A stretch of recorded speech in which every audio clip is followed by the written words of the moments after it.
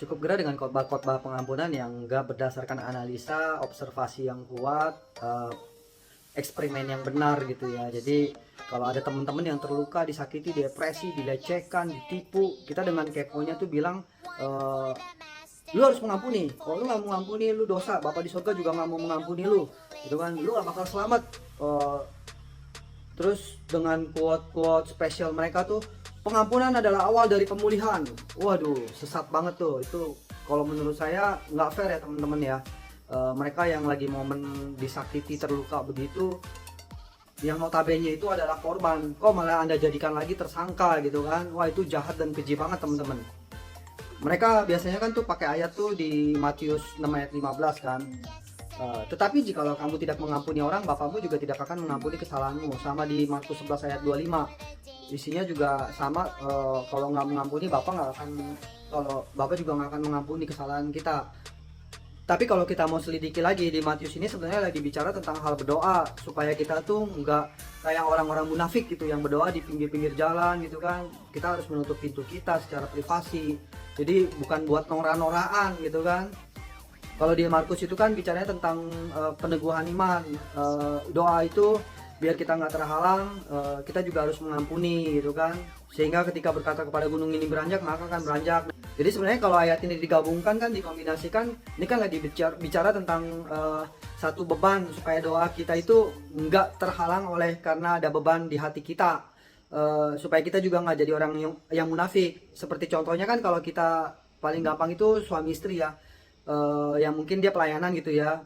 Kalau dia ribut di rumah, berantem sama istrinya, terus pelayanan dipaksakan gitu kan, itu kan kayaknya munafik gitu. Dia sendiri lagi dalam kondisi marah dan benci gitu kan, dia nggak selesaikan dulu, terus dia bisa jingkrak-jingkrakan di mimbar. Nah, itu kan munafik sekali teman-teman, ya kan. Terus kita berdoa pun juga kita nggak konsen kan, kita nggak bisa fokus ibadah gitu. Nah, inilah yang dimaksud. Nah, kalau mau fair lagi, kita harus baca ayat yang versi lengkapnya tentang pengampunan. Itu adanya di Matius 18 ayat 21.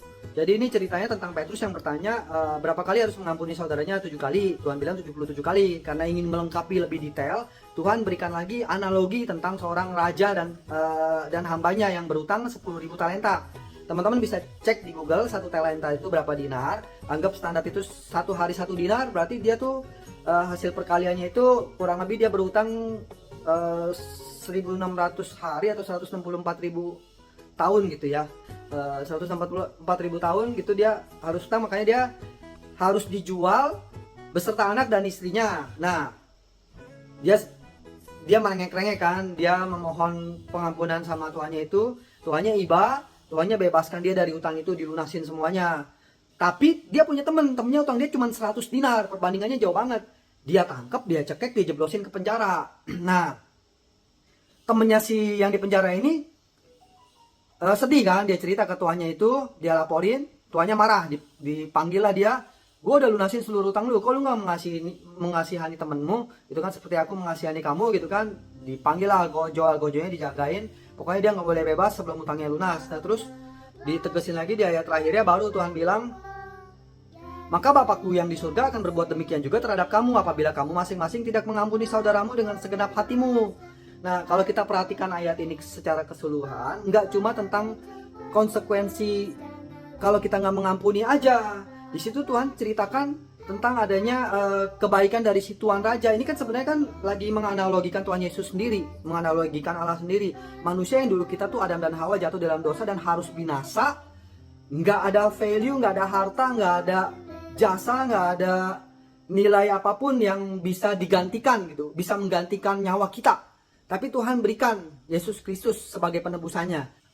Makanya kenapa kita bisa mengartikan bahwa ketika Bapak bilang kalau kamu nggak mengampuni, Bapak di surga juga nggak mengampuni. Karena ini di sini ada unsur yang namanya abuse of grace, abuse of kasih karunia. Kita nggak menghargai kasih karunia-Nya Tuhan. Kita justru mempergunakan kasih karunia Tuhan untuk tidak mengampuni orang lain. Tuhan yang udah sedemikian besar mengasihani kita, mengampuni kita. Itu dia. Saya mau kesaksian waktu dulu pertama kali COVID. Awal-awal itu bisnis kan hancur-hancuran. Saya ada beberapa teman yang saya sering supply barang, saya kasih keuntungan, barang dengan harga murah.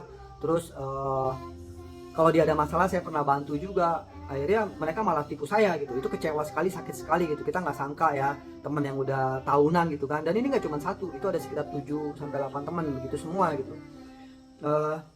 Saat itu saya nggak bisa mengampuni, terus terang aja, memang nggak bisa gitu. Saya teringat kisahnya Daud ketika dia dalam kesesakan, dia berdoa, dia datang sama Tuhan, dia mengingat-ingat kebaikannya Tuhan. Nah inilah ya, yang sesat dari pengajaran-pengajaran tentang pengampunan ini kan bilang doa kita nggak bisa didengar kalau lu nggak mengampuni, lu harus mengampuni dulu supaya doa lu didengar gitu. Itu udah salah besar. Saya datang, saya berdoa, saya mengingat kebaikan Tuhan. Kalau dulu di masa lalu Tuhan tolong, kenapa enggak? Apa bedanya dengan masa sekarang? Dan Tuhan jawab doa-doa saya. Akhirnya pengampunan itu lepas sendiri. Pengampunan itu tanpa usaha dari saya bisa mengampuni otomatis gitu. Karena apa yang Tuhan berikan, apa yang Tuhan tolong itu jauh melampaui dari apa yang mereka curi dari hidup saya.